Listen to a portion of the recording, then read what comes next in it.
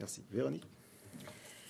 Oui, bonjour. Alors, moi, je vais vous dire aujourd'hui qu'à titre de négociatrice du Parti québécois, à la table, donc, de négociation entre tous les partis indépendantistes et avec, bien sûr, les Oui Québec, je me suis d'abord sentie prise en otage face au refus catégorique de Québec solidaire de rendre l'entente publique, une entente historique, avant leur congrès de la fin de semaine dernière.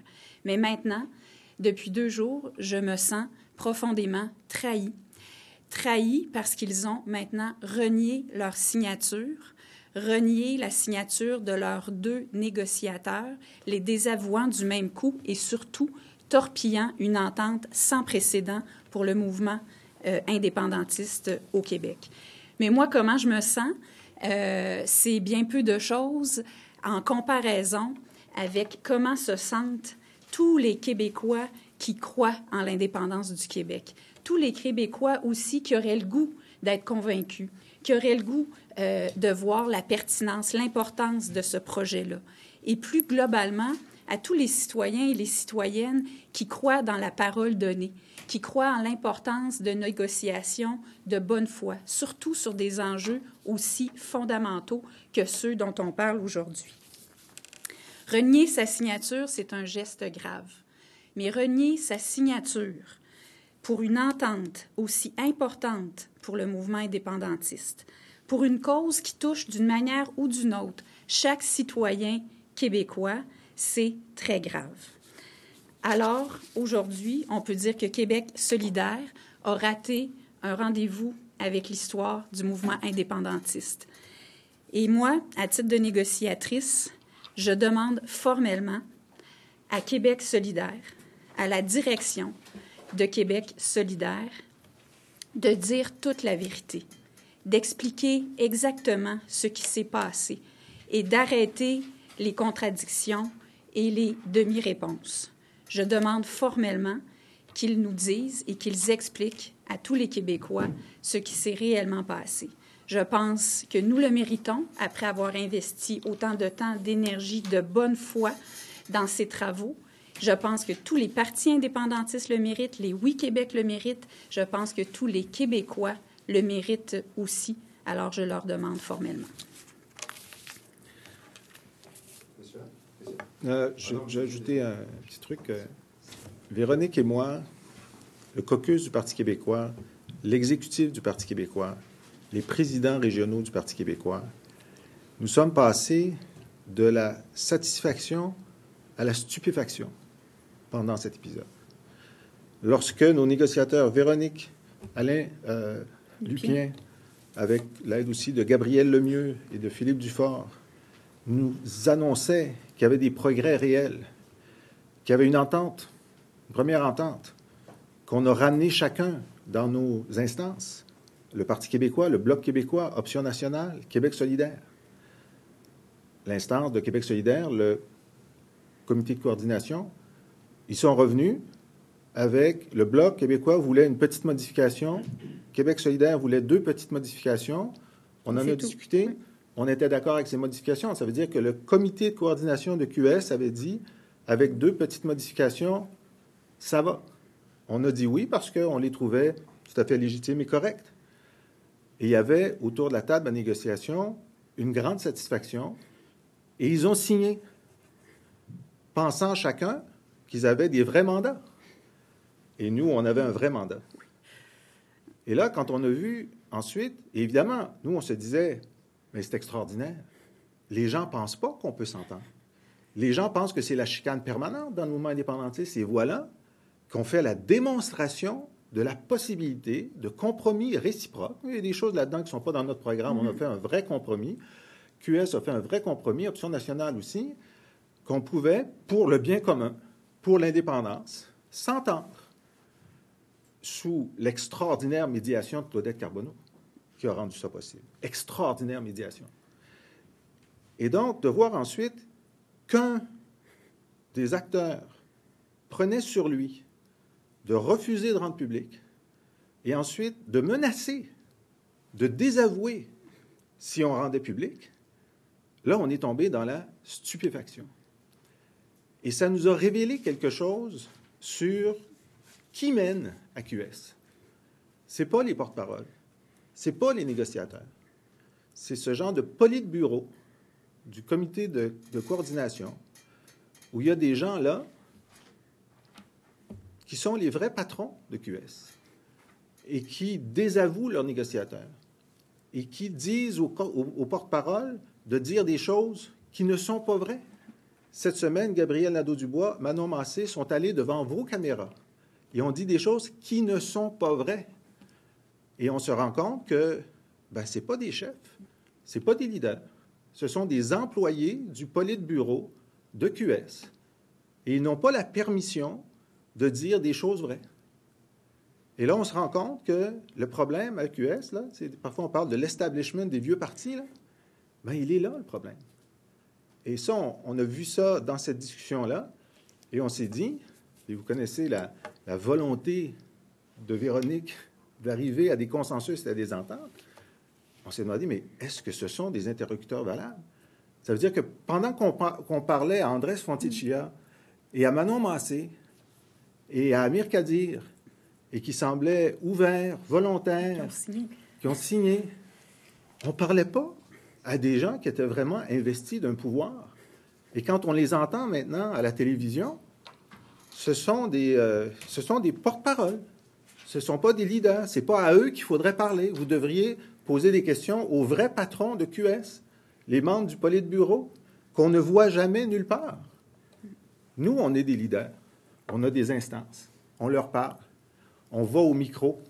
On n'a pas besoin de demander la permission pour dire la vérité. On n'a pas besoin de demander la permission pour dénoncer la violence, quelle qu'elle soit, où qu'elle soit. On va le faire. Et lorsqu'on a des convictions, on va au micro et on les défend. Gabriel Nadeau-Dubois ne l'a pas fait au Congrès. Manon Massé n'a pas pris de position publique jusqu'à ce qu'elle ait vu le sens du vent. Alors, il y a un problème à QS. Et si c'était juste leur problème, je dirais, c'est leur problème.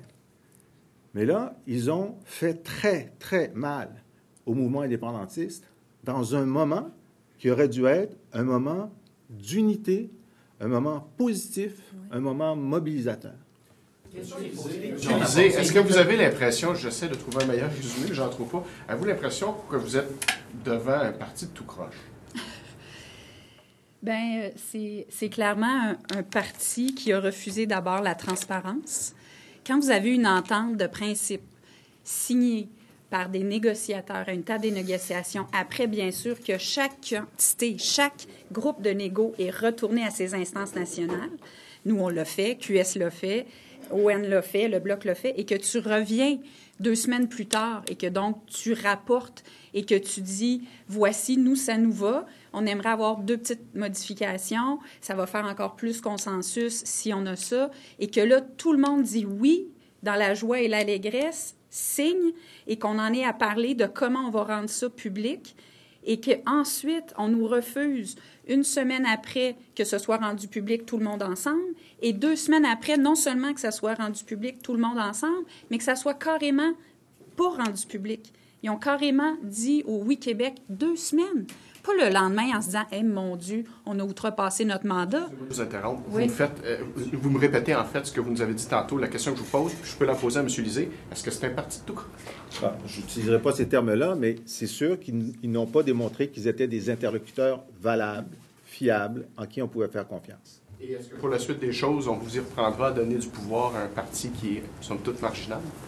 On ne m'y reprendra jamais. On me reprendra constamment à vouloir rassembler.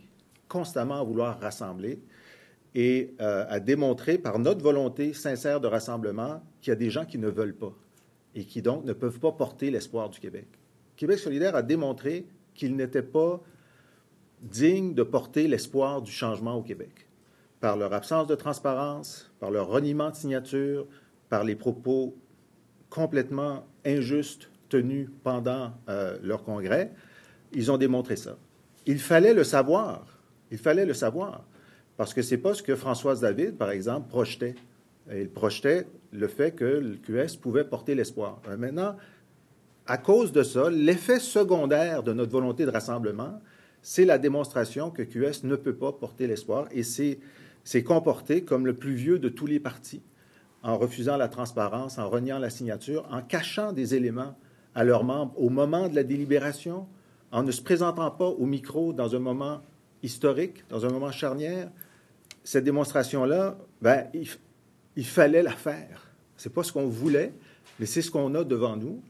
Et nous, on fait la démonstration que le parti qui peut porter l'espoir, le rassemblement qui respecte sa signature, qui est dans la clarté, c'est le Parti québécois. Quelles sont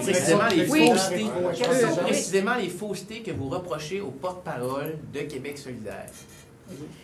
D'abord, petite chose, hier, je crois que c'est dans votre article, M. Belrose, Mme Massé évoque comme prétexte pour maintenant renier sa signature le fait que le référendum est proposé pour 2022. Pensez-vous que c'est une nouveauté, ça? C'est connu depuis octobre dernier, quand Jean-François Lisée a été élu chef du Parti québécois. En novembre, le Conseil national de Québec solidaire a pris une résolution formelle pour poursuivre les travaux à la table du Oui Québec. En décembre, quand on a recommencé à se réunir, tout le monde a conclu que ça ne faisait pas ombrage au fait de poursuivre les travaux. Comment ça se fait que maintenant, 6 mois plus tard, elle évoque ça comme prétexte pour dire « non, il fallait renier notre signature ». Comment ça se fait que Andrés Fontecchia, il n'était pas seul. Là, on est en train de le larguer là, complètement et de lui demander d'aller se désavouer lui-même sur la place publique. Il n'était pas seul, Andrés Fontecchia. Il était avec Monique Moisan, une autre membre, évidemment, importante de Québec solidaire. Les deux ont signé, là. On n'a pas augmenté la chaleur dans la salle, tordu des bras. Tout le monde est revenu après être allé à leurs instances nationales. D'ailleurs, on a donné plus de temps parce que Québec solidaire voulait plus de temps pour pouvoir aller à ces instances nationales. On a décalé la dernière rencontre pour répondre à leurs demandes. Ils sont revenus. Ils ont demandé des modifications. On les a acceptées. Les seuls, nous, on n'en a pas demandé, donc on ne peut pas venir dire que c'est nous qui avons changé les termes. Les deux, tout le monde a signé et on a commencé à parler, OK, comment on rend ça public? Et là, ils ont commencé à dire que là, ils ne voulaient pas sortir publiquement avec le groupe. Ils nous ont demandé du temps pour retourner à leurs instances là-dessus. Une semaine plus tard, ils ont dit donc qu'ils ne voulaient pas sortir publiquement avec tout le monde. Ils n'ont jamais dit, et vous savez, en passant, notre signature n'était pas valable. Ils n'ont jamais dit ça. Ils ont juste dit, on ne veut pas sortir avec tout le monde. Et là, le Oui Québec a dit, mais vous comprenez, comme Mme Carbonneau a très bien expliqué hier, nous, on ne peut pas ne pas faire preuve de transparence. Donc, le Oui Québec, si vous refusez de sortir avec tous les partis, c'est une chose, mais nous, on ne peut pas, comme organisation crédible, ne pas faire preuve de transparence. Donc, Claudette Carbonneau a dit, nous allons la sortir. Et donc, une semaine plus tard, quand vient le moment de sortir l'entente, il réitère qu'il refuse catégoriquement que ce soit rendu public, menaçant même, donc, de dire, de désavouer les choses. Alors, tout ce temps-là, ils n'ont jamais renié, ils n'ont jamais dit qu'il y avait un problème avec l'entente. Pourquoi, soudainement, quand de bonne foi, vous imaginez la bonne foi de tous les partis politiques, personne n'a coulé l'entente, là. Nous, là, tout le caucus du Parti québécois connaît l'existence de cette entente-là, l'exécutif national, les présidents régionaux, depuis la fin du mois de mars. Au nom de notre volonté, au-delà de tout, vous vous imaginez, malgré qu'on a été forcés, quand je dis pris en otage, de ne pas dévoiler l'entente publiquement avant leur congrès, malgré ça, malgré évidemment qu'on pensait que c'était important que ça soit connu, on a accepté, à contre-cœur bien sûr, mais pour ne pas mettre en péril l'entente. Et quand on vient dire qu'on ne peut pas s'entendre avec le Parti québécois, qu'il faut être méfiant, vous vous imaginez la contradiction complète? On a non seulement accepté, il n'y a personne qui a parlé de l'entente publiquement avant leur congrès, et là ensuite, alors qu'ils avaient dit qu'après leur congrès, on pourrait la rendre publique, non seulement ils n'acceptent pas qu'elle soit rendue publique, mais ils renient leur signature. Je veux juste préciser, donc, Manon Massé, lorsqu'elle dit que c'est le problème de 2022, elle désinforme parce que tout le monde savait qu'on ne mettait pas de date dans l'entente, justement, parce que certains disaient, nous, on va prendre le pouvoir. CON dit, on va prendre le pouvoir en 2018, on va commencer la feuille de route en 2018. Nous, on dit, on va le commencer seulement en 2022. Donc, c'est une omission volontaire pour permettre que tout le monde signe. Donc, ce que Manon Massé a dit est faux. Quand Gabriel Nadeau-Dubois a dit qu'il fallait serrer les problèmes, d'abord le pacte, ensuite ça, ce n'était pas l'entente initiale. Le calendrier a été écrit avec Québec solidaire, précisément pour que ça soit prêt avant leur congrès de mai, pour que l'entente soit ratifiée à leur congrès de mai et nous, à notre congrès de septembre. Alors, je veux dire, on a vraiment, de bonne foi, avec le Oui Québec, fait en sorte que Québec solidaire soit à l'aise dans le processus. Et ce qu'ils disent maintenant est le contraire de la vérité. Ils sont dans un exercice de désinformation de leurs propres membres, de tous les indépendantistes et de tous les Québécois. Il faut que ça cesse. Manon Massé, hier, a déjà admis une part de responsabilité. Elle a dit il y a un imbroglio dont on est en partie responsable. Faute avouée est à moitié pardonnée, non? Qu'est-ce que vous dites? Il faut qu'elle rende publique. Elle a déjà avoué sa faute hier en disant nous sommes responsables d'un imbroglio. Un imbroglio. Vous imaginez un imbroglio? Je veux dire, ça m'a fait beaucoup réagir, c'est l'utilisation de ce mot. Un imbroglio, quand on a travaillé de décembre jusqu'au mois d'avril de manière intense. Pourquoi? Exactement, comme Jean-François le dit, pour pouvoir rentrer dans leur calendrier de leur congrès du mois de mai et du nôtre en septembre. Parce que l'idée, évidemment, cette entente-là, c'est une entente de principe, mais après, on l'amène dans nos congrès respectifs pour que nos membres en débattent, disent oui, ça nous va, non, ça nous va pas, de manière totalement démocratique. C'est comme ça que ça fonctionne, comme en égo patronal syndical. Tu as une entente de principe, puis après, tu vas voir tes membres. Alors, vous imaginez un imbroglio quand il y a eu un accord, que tout le monde est allé à leurs instances, qui sont venus, qui ont signé, que le calendrier a été fait pour rentrer dans leurs instances à eux, et qu'ensuite, ils sont venus dire non, on ne peut pas la rendre publique avant nos instances, ça va mélanger nos militants. Ça, c'était l'argument, début de semaine, vous avez entendu ça. Ça va mélanger nos militants. Mais en novembre, quand ils ont décidé de rester à la table du Oui Québec, ils ne pensaient pas de mélanger leurs militants. Ils ont pris une décision pour le Oui Québec, puis ils ont pris une décision pour ouvrir un chantier de réflexion sur les pactes électoraux. Pourquoi, là, quelques mois plus tard, ça mélangerait leurs militants, alors qu'au contraire, c'était une information excessivement importante pour leurs militants avant de voter? Quand vous parlez de politburo, j'imagine que vous ne parlez pas de chinois ou de soviétique. C'est qui exactement, ça? C'est ce comité-là? C'est qui? De qui on parle? Demandez-leur. Moi, je ne les ai jamais rencontrés. Lorsque Véronique et moi avons rencontré Andrés Montecchia, Manon Massé, en janvier dernier, dans ma salle à dîner, pour discuter de la suite des choses, nous pensions parler aux leaders de Québec solidaire. Et ils nous ont dit, Andrés Montecchia, que c'était un processus vers un pacte qui était envisageable et que lui voyait positivement. Manon Massé n'a rien dit, ne l'a pas contredit. Et là, nous avons eu l'information de ces deux personnes que, oui, ils étaient des interlocuteurs valables et volontaires pour se rendre à un pacte avec le Parti québécois. Bien, on ne parlait pas aux bonnes personnes. Ce sont des employés du politburo. C'est leur comité de coordination nationale, mais je veux dire, c'est comme les porte-paroles doivent être là. En tout cas, pardon? Les porte-paroles doivent être les porte-paroles y siègent. Les porte-paroles y siègent. Les deux porte-paroles, mais beaucoup d'autres personnes. Mais clairement, ils n'ont pas la majorité. Clairement, ils n'ont pas la permission. Clairement, ils se font désavouer. Clairement, ils n'ont pas de pouvoir prépondérant au sein de ce politburo. Andrés Fontecchia, là, ça en est un porte-parole. Le processus décisionnel vous rappelle l'Union soviétique? Me rappelle des groupes d'extrême gauche. Oui. Avez-vous l'impression que c'était de mauvaise foi depuis le début et qu'ils vous ont roulé dans la farine? Non. Au politburo, oui. Au politburo, il y avait des gens de mauvaise foi qui avaient un pouvoir prépondérant et qui ont roulé dans la farine les co-porte-paroles, les militants de Québec solidaire, les membres de Québec solidaire, tout le mouvement indépendantiste engagé de bonne foi dans le Oui Québec. Ça, c'est vrai. Mais est-ce que 87 % des électeurs de Québec solidaire étaient de mauvaise foi? Non. Est-ce que les militants étaient de mauvaise foi? Non. Est-ce que Andrés Fontecchia et Amir Kadir étaient de mauvaise foi? Non. Mais ce n'est pas eux qui décident. Dans ce politburo, il y a des gens qui décident à leur place. Est-ce que M. Fontecchia a déjà dit dans les négociations que sa signature était sujette à l'acceptation d'un autre comité au bout du compte, comme une autre étape d'approbation? C'est sûr qu'on n'est pas ici pour dévoiler mais ça, je pense que là, on n'est pas ici pour dévoiler toutes les négos et les allers-retours. Oui, mais ça, c'est fondamental. Il y en a eu, je vous l'ai dit. Il y en a eu un aller-retour. Oui. Il est allé au politburo, il a dit, regardez l'entente. Le politburo a dit, changez 2 mots. Peut-être qu'ils pensaient au politburo qu'on serait contre, mais on était pour. C'est que là, ils ont dit, ben là, on scrape ça. On scrape ça. On a bien compris que vous êtes de mauvaise humeur. On a bien compris que ça ne va pas bien dans le mouvement souverainiste. Mais what's next? C'est quoi la suite des choses? Là? Mme Carbonneau a dit on va chacun aller réfléchir chez nous. Là. Bon, mais la suite des choses, je vais vous la dire, moi.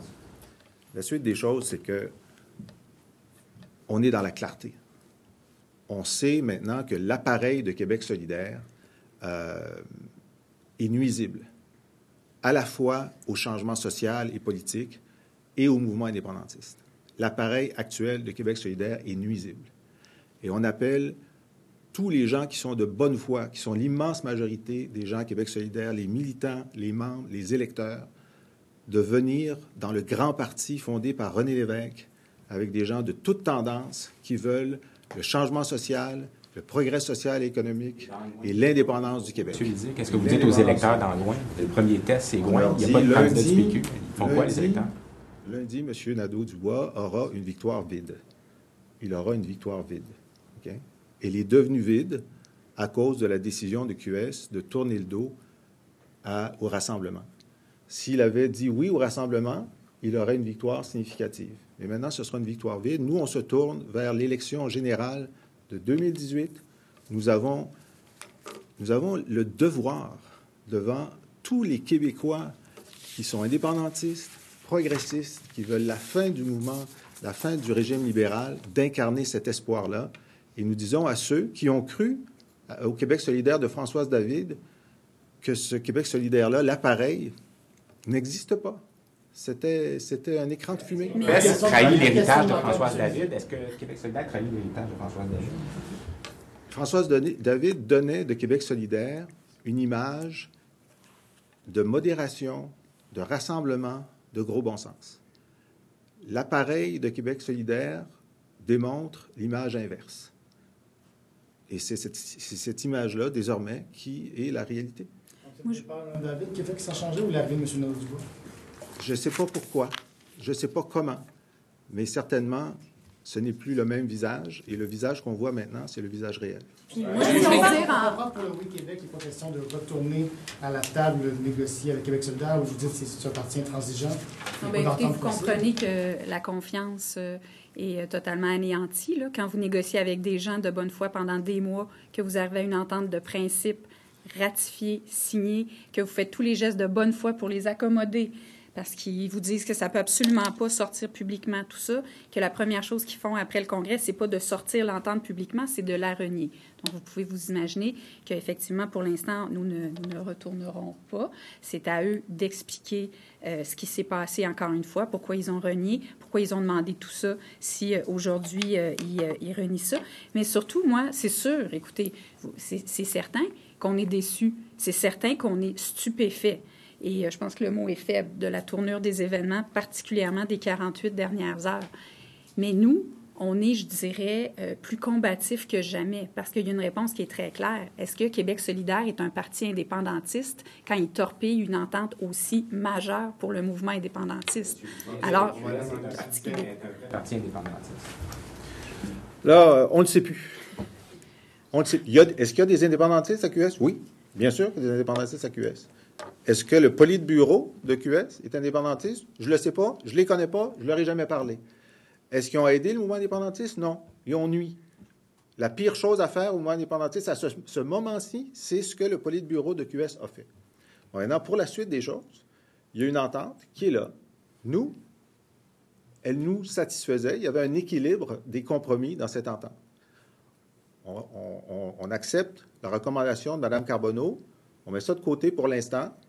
On verra d'ici les mois et les années qui s'écouleront comment on se gouvernera. Mais en ce moment, la responsabilité de Québec solidaire, de son appareil, est écrasante. Et la meilleure réponse à ça, c'est que tous les gens de bonne foi disent, bon, ça va, on a compris. Notre maison, c'est le Parti